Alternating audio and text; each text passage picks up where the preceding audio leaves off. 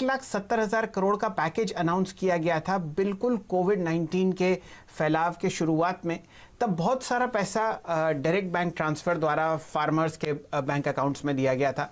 ये जो अब 2 लाख करोड़ रुपए मुहैया किया जाएगा, ये किस तरीके से होगा लक्ष्मण जी? क्या ये क्रेडिट मिलेगा फर्टिलाइजर खरीदने के लिए या पैसा बैंक अकाउंट में डायरेक्टली पहुंचेगा? क्या इसका हस्तांतरण का तरीका है?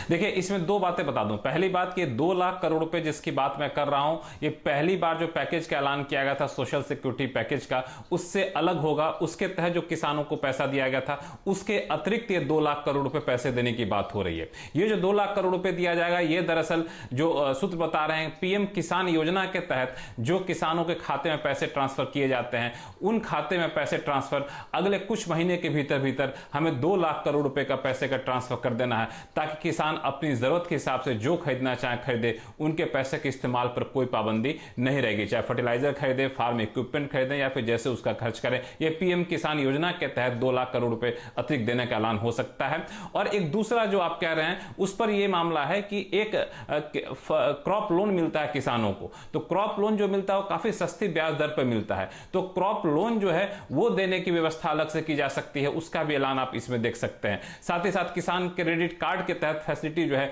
उसको बढ़ाया जा सकता है, उसका दायरा बढ़ाया जा सकता है। तो इस तरह से 3-4 चीजें मिलकर के होंगी, लेकिन उनमें से एक 2 लाख करोड़ रुपए है, बाकी कुछ कुछ अमाउंट के साथ इसका ऐलान किया जाए किसानों के लिए। तो लक्ष्मण जी आप बिल्कुल जुड़े रहिए। 4 बजे प्रेस कॉन्फ्रेंस है। हमेशा की तरह श्रीमती निर्मला सीतारमण जी आपको अनाउंसमेंट्स करती हुई दिखेंगी। कल जो उन्होंने अनाउंसमेंट्स किए थे वो सीएनबीसी आवाज़ पे आप एक दिन पहले या उस प्रेस कॉन्फ्रेंस से पहले आपको सुनने को मिलते हैं, क्योंकि लक्ष्मण जी के जो सोर्सेज हैं हमारे कॉरिडोर्स ऑफ पावर में, उनका कोई भी मुकाबला नहीं है। तो आप हमारे साथ 4 बजे दोबारा जुड़ें और देखें कि इनमें से कौन कौन सी बातें हैं जो लक्ष्मण जी ने आपको पहले ही बताई हैं। चलिए वापस बाजार पर नज़र डालते हैं। 2 स्टॉक्स जहां पर बाजार में, स्टॉक मार्केट के बाजार में खबरें बहुत ही गर्म हैं, उनकी चर्चा करते हैं। सब अनकन्फर्म्ड रिपोर्ट्स हैं, तो हम रिपोर्ट्स तो आपको नहीं बताएंगे क्योंकि अभी तक उन पे किसी तरीके का हमें पूरा खबर नहीं मिली है। लेकिन स्टॉक प्राइस एक्शन आप देखिए। सबसे पहले आपके लिए प्रस्तुत है आशीष चतुर्मोता जी, यूनाइटेड स्पिरिट्स का स्टॉक 538 रुपए का प्राइस आपके सामने फिलहाल चलता हुआ आपको दिखेगा। बहुत ज़बरदस्त रैली यहाँ पर आती हुई दिख रही है आपको। प्राइस है लगभग 538 और गेन आपको दिखेगा लगभग 5 से 6%। अब आप बताइए चार्ट्स पर आपको ये स्टॉक कैसा लगता है? लगातार तीसरे दिन आप कोशिश देख रहे हैं कि बुल्स इस पर अपनी कंट्रोल लाना चाहते हैं। वॉल्यूम भी शानदार है, लगभग आपको 66 लाख शेयर ट्रेड होते हुए दिख चुके हैं, जो पिछले 8 दिन की हाईएस्ट वॉल्यूम है। सिर्फ प्राइस एक्शन पर आप कमेंट कीजिए। जी, तो बिल्कुल बहुत अच्छा प्राइस एक्शन है, क्योंकि इसकी 2 बातें हमको समझनी होगी शैल जी। जब इस स्टॉक ने अपने रिसेंट लो बनाया था मार्च में, तब हमने देखा था कि जो वॉल्यूम्स थे वो बहुत ड्राई डाउन थे, और इसके बाद हमने लास्ट कुछ दिनों में जब स्टॉक में तेजी देखी तो हम देख रहे हैं वॉल्यूम सिग्निफिकेंटली, ऑलमोस्ट मैं समझता हूँ 50 से 70% हायर है जो बॉटम बनी थी उस समय के वॉल्यूम से। तो क्लियरली जो नया बेस बन रहा है वो बहुत स्ट्रॉन्ग हेवी वॉल्यूम्स के साथ में बन रहा है, और टेक्निकली जो चार्ट बन रहा है वो डबल बॉटम का फॉर्मेशन वीकली चार्ट्स पर बना रहा है। इस पैटर्न को देखते हुए मुझे लगता है कि इस स्टॉक में पहला तो जो शॉर्ट टर्म टारगेट होगा 570-580 के आसपास होगा, बट जिस तरह से ये पैटर्न बन रहा है उसको देखते हुए मैं ये कॉन्फिडेंटली कह सकता हूं कि ये स्टॉक इवेंचुअली 570-580 के जो रेजिस्टेंस है जिनकी हम बात कर रहे हैं पहले टारगेट की, उसको क्रॉस करेगा और पोजिशनली 630 तक की जगह भी आपको मैकडॉवेल यूनाइटेड स्पिरिट्स के अंदर देखने को मिलेगी। तो जहां तक के ट्रेडर्स का या इन्वेस्टर्स का सवाल है, 525 ये एक बहुत अहम सपोर्ट जोन होगा इस स्टॉक में। इसको ध्यान में रख करके आप अपनी ट्रेडिंग और इन्वेस्टिंग दोनों की ही पोजीशन इस स्टॉक में बना सकते हैं। और इसके ट्रेंड की स्ट्रेंथ इससे बेहतर क्या समझ सकते हैं, जब आज निफ्टी 250 पॉइंट डाउन हमें नजर आ रही है, तब ये स्टॉक 5% बढ़ रहा है और उसका ओपन इंटरेस्ट करीब करीब 6 से 7% का एडिशन आज के डे में दिखा रहा है। बिल्कुल, आप बहुत अच्छी तरीके से समझाते हैं आशीष जी, किस हिसाब से आप इसमें तेजी देख रहे हैं। एफएनओ में ये दूसरा सबसे बड़ा गेनर है, फिलहाल 5.3% आप इसमें इजाफा देख रहे हैं प्राइसेस में भी। अगर डायरेक्टर साहब इसको आप लंबी अवधि का चार्ट दिखाएंगे तो इसके ऊपर सिर्फ अब 2 ईएमए बची हैं, 100 और 200, और 200 ई में है लगभग 560 पर। आज का सर्किट है इसमें 551। इस स्टॉक पर लॉन्ग साइड पर आप नजर रख सकते हैं। ये तो बात हुई बुल्स के फेवर में। अब चतुर्मोता साहब जरा आप राय दीजिए नेस्ले पर। नेस्ले पर आप नतीजों के बाद एक बिकवाली का दौर आते हुए देख रहे हैं। आज स्टॉक दिन के न्यूनतम लेवल 16,301 के आसपास चल रहा है। यहां पर भी बहुत अटकलें लगाई जा रही हैं काफी बड़े ट्रांजैक्शन की। वो होता है या नहीं होता ये तो समय बताएगा, लेकिन फिलहाल आपके सामने ये स्टॉक नीचे की तरफ चल रहा है 16,300। वैल्यूएशन की बात तो है ही यहां पर नतीजों के बाद, लेकिन किस हिसाब से चार्ट्स पर प्लेस्ड है ये आपको बताएंगे आशीष जी। जी तो शैल जी, बाकी तो आप जानते हैं कि स्टॉक पे हम बट मैं चार्ट्स देख रहा हूं तो इस स्टॉक ने आज 5 हफ्ते के लोस को ब्रेक किया, जो कि शॉर्ट टर्म में डेफिनेटली एक अच्छा साइन नहीं है।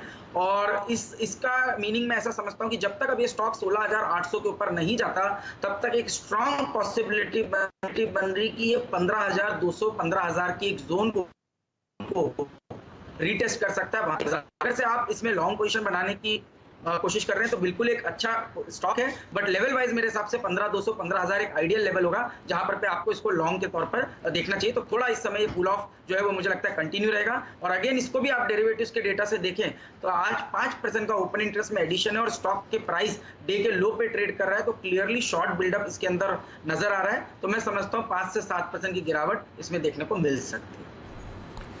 5 से 7% की गिरावट का मौका यहां पर और आपको दिखाई देता है, यानी हम शायद बात कर रहे हैं तकरीबन 15 साढ़े 15,000 के आसपास के लेवल की। लेकिन शैल जी, आप अभी बात कर रहे थे यूनाइटेड स्पिरिट्स की, तो मुझे याद आया यूनाइटेड ब्रूअरीज, ये कल का ट्रेड एट 2 था अल्पेश फुरिया जी का, और उसके बाद मोटा भाई यतिन भी इस पर खबर लेकर आए थे कि अच्छी खरीदारी हो रही है। यूबीएल के चार्ट पर अगर आप नजर डालें तो कल हमने ये स्टॉक तकरीबन 930 के आसपास इस पे कॉल दी थी। इस वक्त आपको ये 942 पे ट्रेड करता हुआ दिख रहा है। नहीं माफ कीजिएगा, हमने कल करीब 915 रुपए के आसपास इस पे कॉल ली थी। तो यहां से आपने आज तक में करीबन 4% की कमाई की है।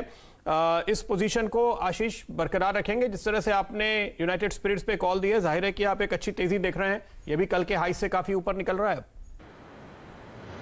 यूपीएल की बात कर रहे हैं प्रतिभा? यूनाइटेड ब्रूअरीज की बात कर रहे हैं।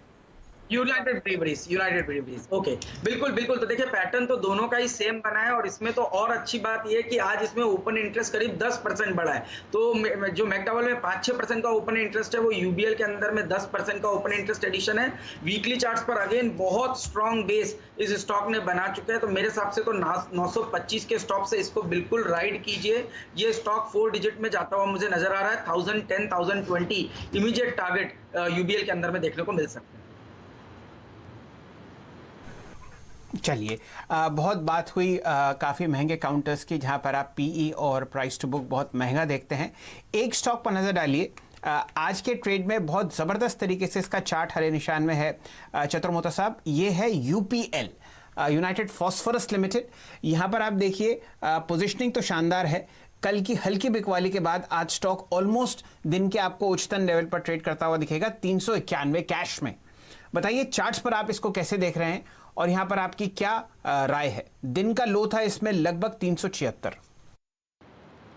बिल्कुल बिल्कुल शैल जी, और बहुत अच्छा अगेन एक स्टॉक पे आपने बात की। और सबसे इंपॉर्टेंट बात है कि आप जो स्टॉक्स की बात कर रहे हैं वो आज गिरते हुए बाजार में जिनकी रिलेटिव स्ट्रेंथ बहुत ही ज्यादा अच्छी है। तो यूपीएल तो ऑब्वियसली एग्रोकेमिकल थीम जो है वो बहुत इंटरेस्टिंग नजर आ रही है, और उसकी वजह से हमको देखने को मिल रहा है कि यूपीएल में जो है वो मजबूत बन रहा है। मेरे हिसाब से 384 385 पे ही आपका एक ट्रेडिंग स्टॉप लॉस होना चाहिए। ये स्टॉक जिसके स्विंग हाई बने थे 415 420 तक आता है, तो यूपीएल के अंदर में तो मेरे ख्याल से एक अच्छी खासी तेजी देखने को मिलेगी। और साथ ही कैश काउंटर इसी सेगमेंट में कोरोमंडल इंटरनेशनल, जहां मुझे लगता है कि एक